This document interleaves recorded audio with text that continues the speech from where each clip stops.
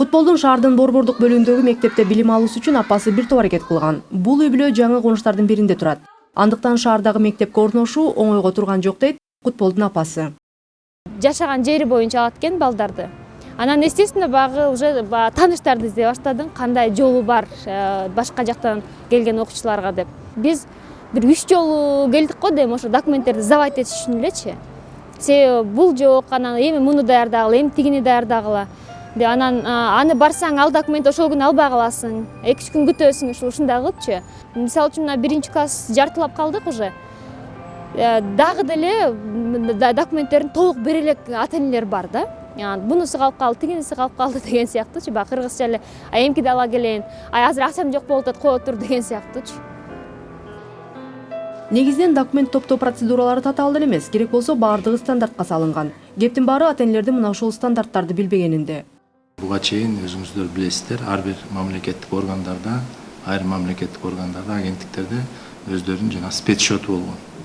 Булар ошол спецсчетту толуктоо максатында өздөрүнүн мамлекеттик функцияларындагы ошол мамлекеттик акы төлөнүүчү кызмат катары дагы көрсөтүп келген. Анан бир эле функцияны, бир эле мамлекеттик кызматты ошону мындай дробит этип, бөлүп, анан кийин ошол айрымдарына дагы акы төлөө аркылуу көрсөтүп келген да буга чейин. Ошонун баардыгы азыр иреттелди. Ар бир мамлекеттик ошол мамлекеттик органдар тарабынан көрсөтүлүүчү кызматка өзүнүн стандарттары иштелип чыгып атат. 2014 жылдын июнь айында Кыргыз өкмөтүнүн токтому менен 11 стандарт кабыл алынып бекитилген. Стандарттарда мамлекеттик кызмат көрсөтүүлөрдүн шарттары, так мөөнөтү, жолдомосу, эгерде кызмат көрсөтүүнүн сапаты канааттандырбаса, арыздануунун жол жобосу да жазылган. Андыктан жарандар ушул 11 мамлекеттик кызмат көрсөтүүлөрдүн стандарттары боюнча тейлөөнүүсүн талап кыла баштаса болот. Алгач кабыл алынган стандарттардын катарында билим берүү, эмгек рыногунда талап кылынган кесиптерге окутуу, аз камсыз болгон үй бүлөлөргө айлык, жөлөк пул дайындоо сыяктуу мамлекеттик кызматтар каралган. Азыркы учурда Кыргыз өкмөтү дагы 100 стандартты кабыл алуунун үстүндө иш алып барууда. Бул стандарттар ушул жылдын аягына чейин кабыл алынып бекитилет. Жок, андай стандарттарды билген жокпуз. Биз просто мектепке келдик, сүйлөшүп, анан моундай деп тизмелерди беришти, ушул документтерди дайындагыла деп. Анан аларды дайындап алып келдик, анан өзлөрү эми арыз жазгыла, бүт бардык ошолордун жолдомосу менен эле кылып аттык. Ага чейин чын айтсам мындай кызыгып деле көрбөптүрмүн. Билим берүү бул мамлекеттик кызмат көрсөтүүнүн бири жана эң эле өзөктүүсү десе болот. Айтмакчы, мамлекеттик кызмат көрсөтүүнүн дал ушул түрү толугу менен стандартка салынган. Эгер сиз балаңызды мектепке алып бараардан алдында ушул стандарттар менен таанышып алсаңыз, бир документти даярдоо үчүн 3 жолу жүгүрүп убара болбойсуз. Анда кандай документтер керек экени так жазылган жана сиздин арызды билим берүү мекемеси 20 мүнөттүн ичинде кабыл алышы керек. А эгер балаңызды мектепке албай кое турган болсо, кайрыла турган жерлер дагы так көрсөтүлгөн.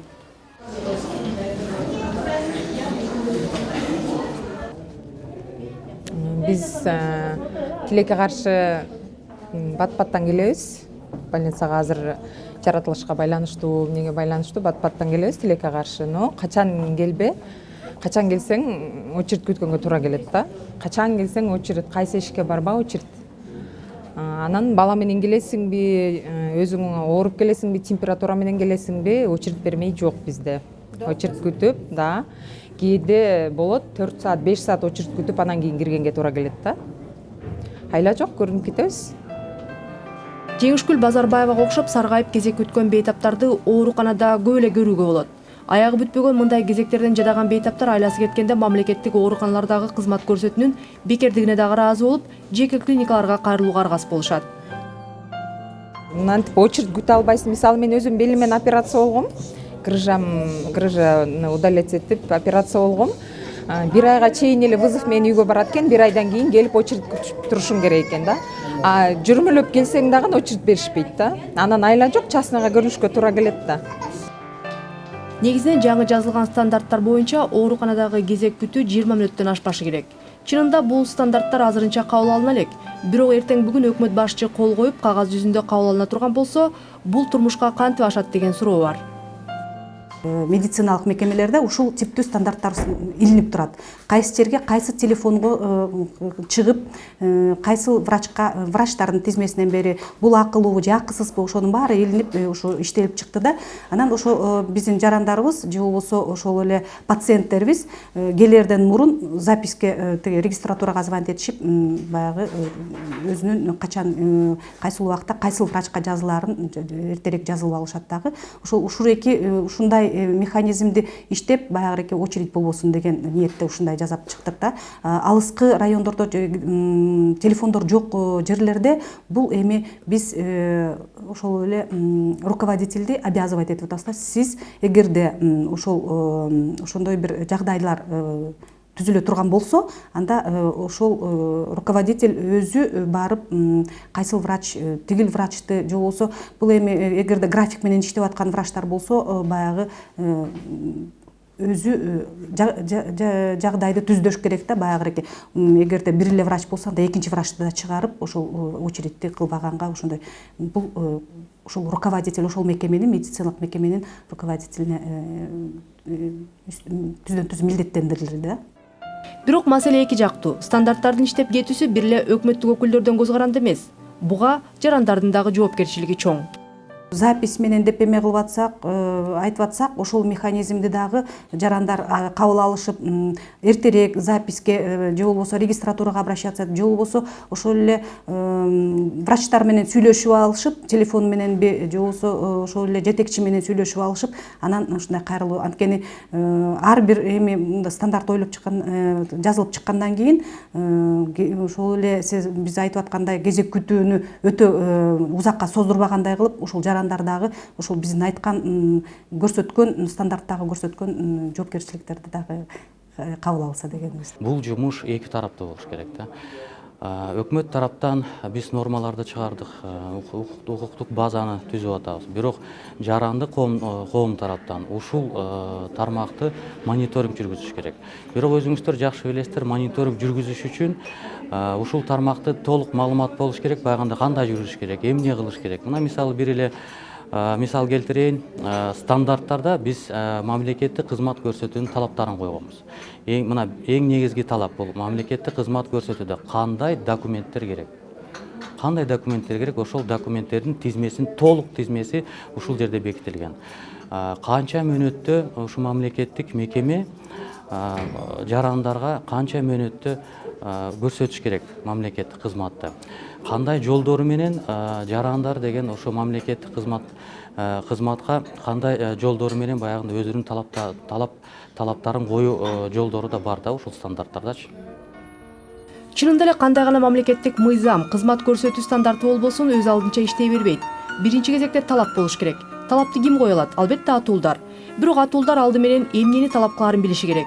Мамлекеттик кызмат көрсөтүүнүн стандарттары боюнча катардагы кыргызстандыктар эмне билет жана алар маалыматты кайдан алгысы келет? Мамлекеттик кызматтардын стандарттары тууралуу маалыматыңыз барбы? Мындай тууралуу маалыматтарым жок эче. Жок, окууга эле кириштик, анда кабар эле кечээ күнү жаңылыктарды уктум, бирок кандай сөз уккан жокмун. Мен дагы түшүнүүм жок го ошолордун боюнча. Домохозяйкамын, үйдө отурам, на пенсии уже давно.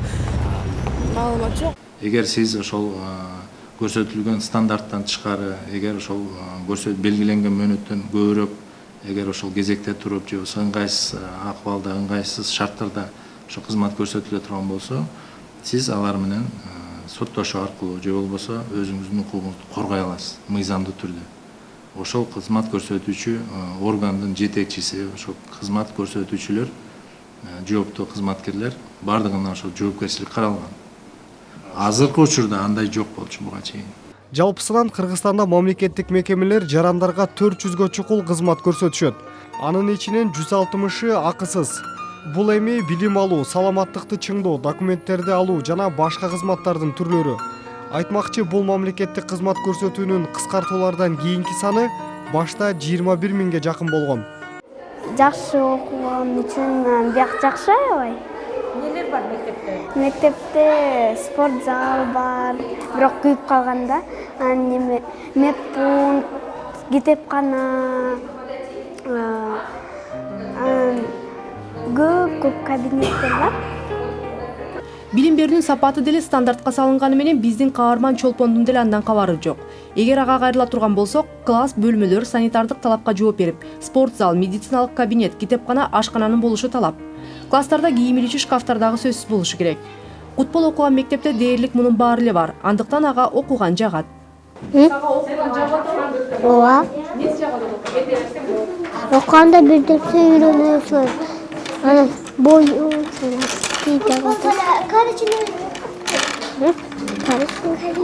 балдар бар, анан ойнойсуң, окуйсуң. Ошонусу. Кырсында ошол жака барабыз, неме сыртта площадка бар экен, ошол жака чыгып алабыз. Оно подстрижено, как стрижку, как человеку делают стрижку, так и дереву вот такую стрижку сделали. И веточки куда смотрят? Вы догадались, куда? А?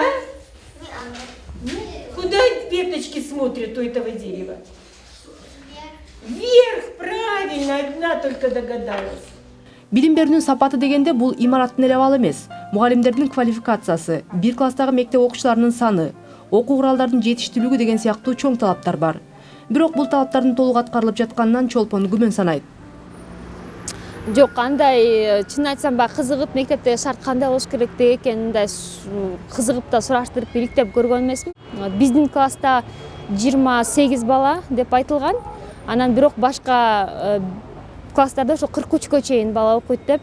Анан бир класста ошо бир партада 3төн балдар отуруп калган учурлар бар да. Анан эми 40 бала менимче билбейм стандартта кандай жазылган, канча бала окуш керек экен.